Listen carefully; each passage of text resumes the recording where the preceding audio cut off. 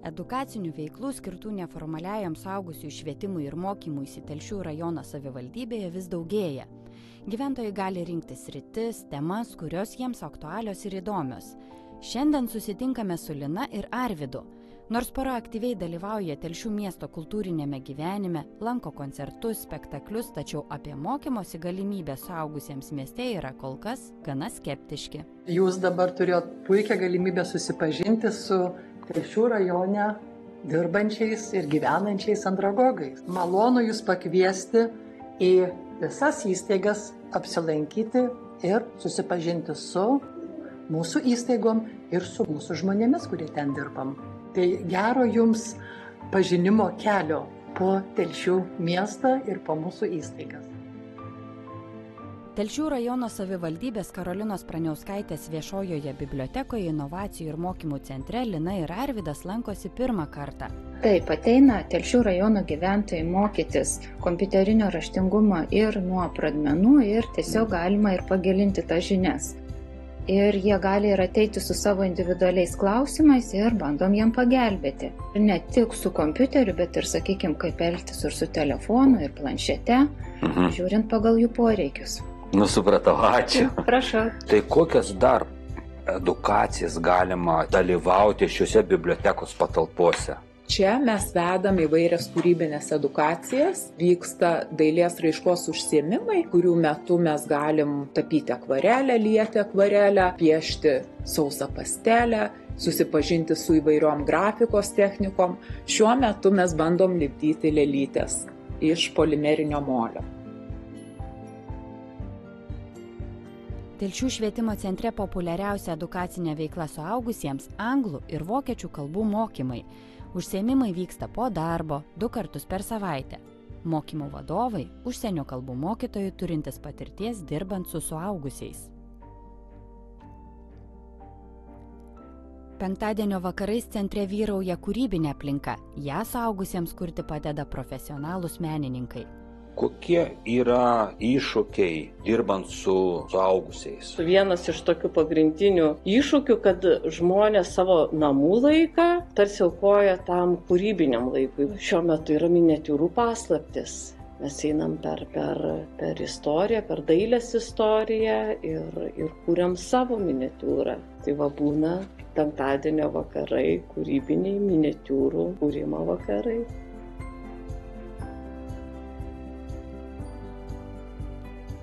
Lietuvių kalbos centre mokosi pabėgėliai iš karo Ukrainoje. Здесь очень хорошие, ответственные люди, отзывчивые. Мы посещали, вот сейчас я посещаю курсы литовского языка, и мне очень нравится. Мы были вместе с курсами, с нашей группой были на экскурсии по городу. Очень был интересный рассказ, мы посещали знаменательные места. Хотим продолжать дальше учить литовский язык и культуру.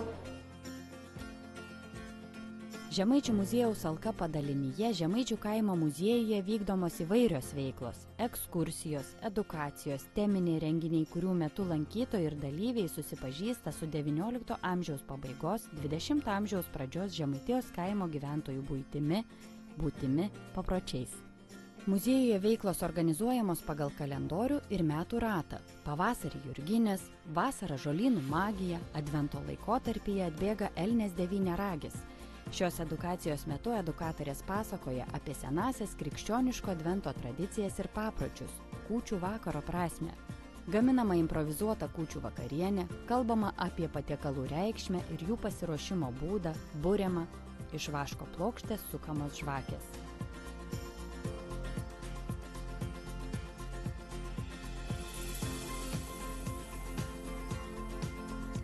Įdomus susitikimai Linos ir Arvydo laukia Telšių 3-ojo amžiaus universitete.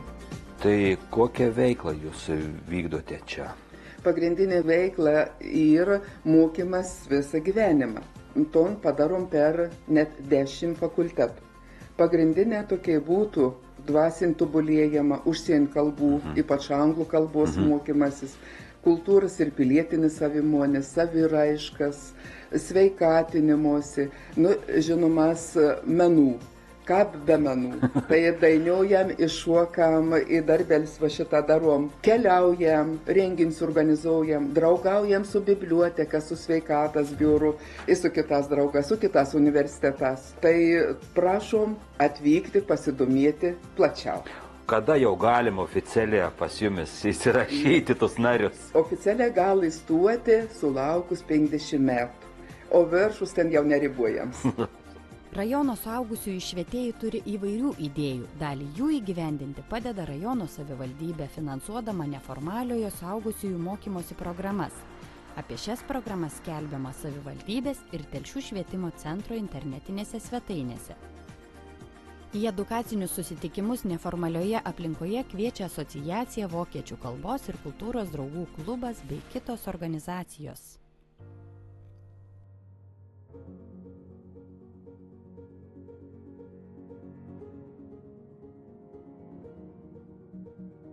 Visuomenės sveikatos biuro veikla yra tikrai matoma.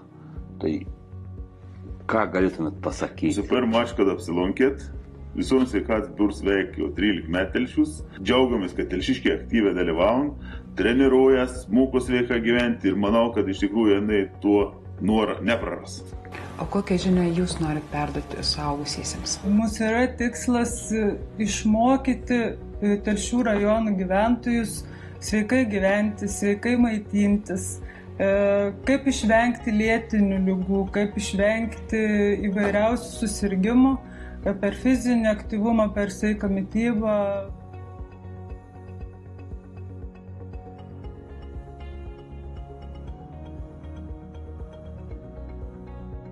O sakykit, kiek ilgai trunka mokymai, jeigu norime tapti vaiko globėjais? Nuo sausio mėnesio mokymai pagal pagrindinę programą truks jau 10 savaičių. Ar ne? Tai maždaug iki 3 mėnesių laiko, pabaigus mokymus, parengiama išvada ir tada jau laukiat savo šeimoje vaiko. O, sakykime, dabar gerai, gal pasiemi tą vaikutį globoti, o jeigu paskui vis dėlto ar lieki vienas, ar gauni kažkokią pagalbą, tolimesnę priežiūrą, kuratorių, kuris pagelbsi, nes vis dėlto problemų būna, iškyla ir vėliau jų būna tokių daug. Globėjams organizuojami mokymai jiems aktualiomis temomis, ar ne? Dažniausiai tai būna mokymai apie vaikų auklėjimą, apie tarpusavio ryšio kūrimą.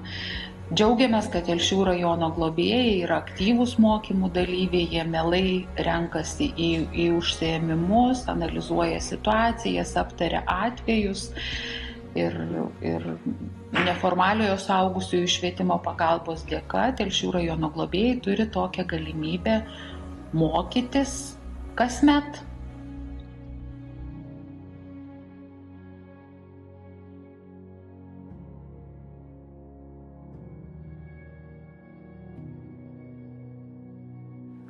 Aš esu nustebęs, kad ir suaugęs gali pas jumis mokintis su mokytojų priežiūra groti muzikinių instrumentų.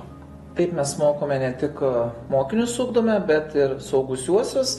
Skaičiai didėja, paklausa sparčiai auga, net negalime tiek įvykdyti, kiek norėtų norinčių. Dabar mokosi 50, suaugusiųjų 36 mokosi instrumentus muzikos, tai kaip akordeonas, smuikas, fleita, pianinas, būgnai ir dar mokosi 14 suaugusiųjų dailės skyriuje, būtent tapyba, piešimą. O ką jodvi sugalvojo tau mokintis muzikinių instrumentų? Вот и посмыслием, не с карт на карту организуем программели сава швентием, сава шеймos, draugų rati, parapijų.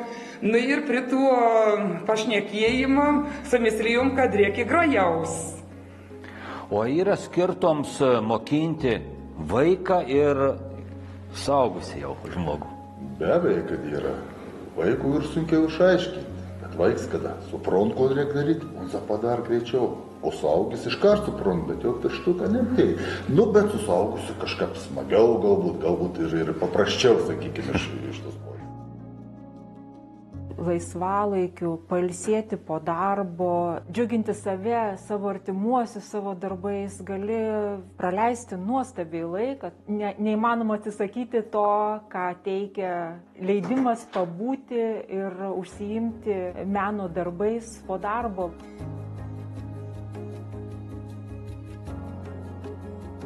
Tada, kada savo profesinę veiklą jau žadėjau baigti, tai susidomėjau, ką aš čia turėsiu daugiau išmokti, nes išmokti dar galima, aš galvoju, bet kokiame amžiuje.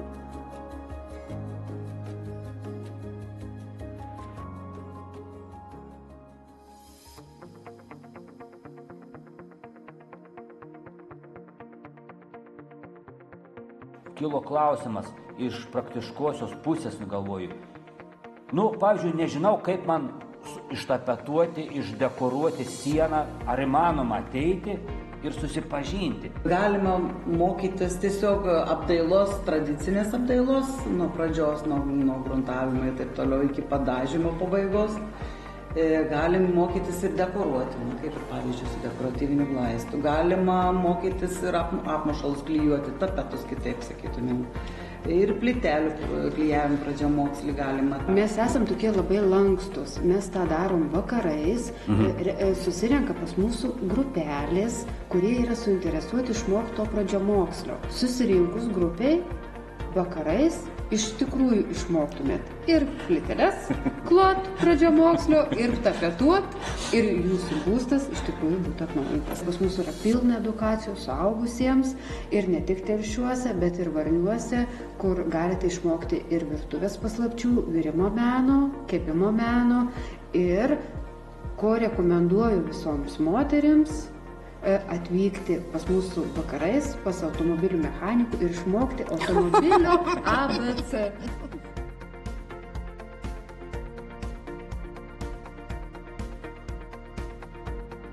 Labą dieną. Kokius mokymus čia jūs pravedinėjat? Mes organizuojam mokymus aktualius verslo bendruomenės atstovams. Tai kviečiame prisijungti. Kaip jūsų įstaiga susijusi su suaugusiųjų mokymu? Mūsų įstaiga tai yra Šiaulių prekybos pramonės amatų rūmų Telšių filialas. Tai yra skirtas Telšių rajono regiono vieninti verslus įmonė. Mes ką darom? Galime padėti jum įkurti verslą, pakonsultuoti, galim padėti, kaip tą verslą plėtoti, surasti užsienį partnerių jum tinkamų. Galime teikti mokymus tiek jum, tiek jūsų darbuotojams. Taip pat mūsų įmonė dar užsiema savanorystę. Tai jaunimui, kuris norėtų pasavanoriauti, kadangi planuotų savo ateitį su verslu. Be abejo, yra ir daugiau įvairių privalumų, paslaugų ir pasiūlymų. Ką naujo pamatėt? Ar daug aplankėt čia mūsų įstaigų? Ačiū labai už tokią galimybę suteiktą. Patyrėme tikrai daug įspūdžių ir sužinojom, kad yra galimybės po darbo valandų tarp suderinus labai daug išplėtoti savo paslėptus galbūt norus, svajones išsipildyti. Tai kad mumis kaip suaugusius jau amžiuje išmokintų kažkokių naujų dalykų. Kiek iš tikrųjų yra ir galimybės, tikrai prisipažinti nuoširdžiai, negalvojau, kad tiek iš tikrųjų yra galima nuveikti Telšius ir iš tikrųjų tiek yra vietų, tikrai. Būt kas pasakys, būčiau nepatikėjus, kol nepamačiau pati savo akim. Džiaugiamės, kad aplankėt, kad patiko, kad susipažinote ir draugams galėsite papasakoti, kaip Telšiuose yra gerai ir kiek yra kur pasimokyti ir ko naujo pamatyti. Turim apie 30 įstaigų, kurios užsiima neformaliu suaugusiųjų švietimu, mokymu. Mums tai yra labai svarbu, kad jų kuo daugiau turėtų galimybę po darbo ar jau pensinio amžiaus žmonės, kad turėtų ką veikti mūsų rajone. Tai ir tokia maža svajonė tokia turiu, kad mes Telšiai būtume ne tik Žemaitijos sostinė, bet būtume ir pavyzdys visai Lietuvai, kaip galima mokytis visą gyvenimą. Nuo pat vaiko iki pat pensinio amžiaus ir ilgiau. Telšiuose didelė neformaliojo suaugusiųjų mokymosi galimybių įvairovė, todėl mielai kviečiame nieko nelaukus pradėti dabar. Kartu kurkime aplinką, kurioje gera mokytis ir mokyti.